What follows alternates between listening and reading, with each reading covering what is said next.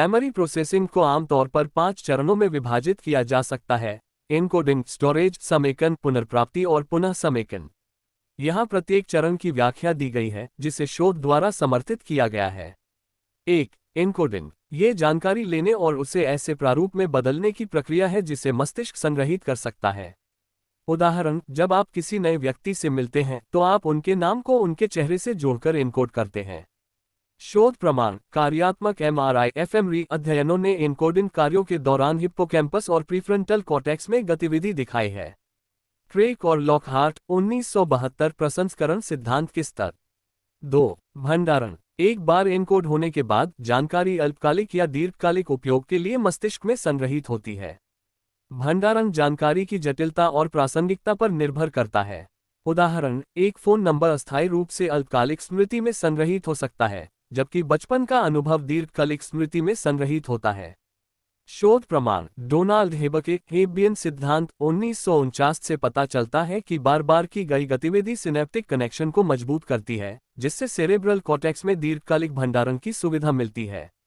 3. समेकन। इस चरण में प्रारंभिक अधिग्रहण के बाद स्मृति को स्थिर करना शामिल है, जो अक्सर नींद के दौरान होता है।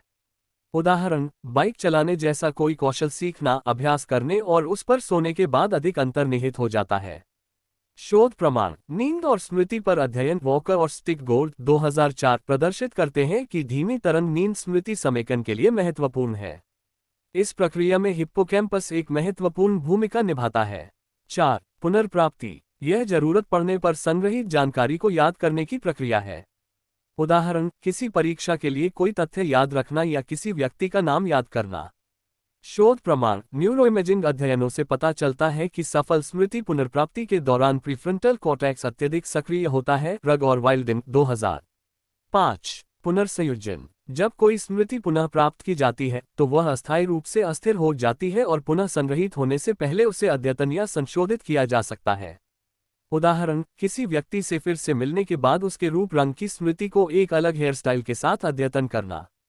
शोध प्रमाण। नादर एट अल 2000 ने चूहों में पुनर्संयोजन का प्रदर्शन किया, जिसमें दिखाया गया कि यदि प्रोटीन संश्लेषण को एमिग्डाला में बाधित किया जाता है तो पुनर्प्राप्ति के दौरान स्मृतियों को बदला जा सकता है।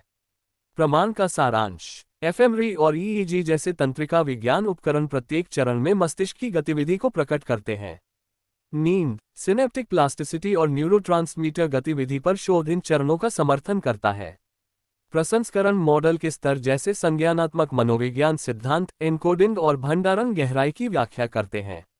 ये ढांचा हमें ये समझने में मदद करता है कि अनुभव स्थायी यादों में कैसे बदल जाते हैं और समय के साथ उन्हें कैसे नया रूप दिया जा सकता है। अगर आपको मेरे वीडियो पसंद आए तो मेरे चैनल को लाइक और सब्सक्राइब करना न भूलें। धन्यवाद।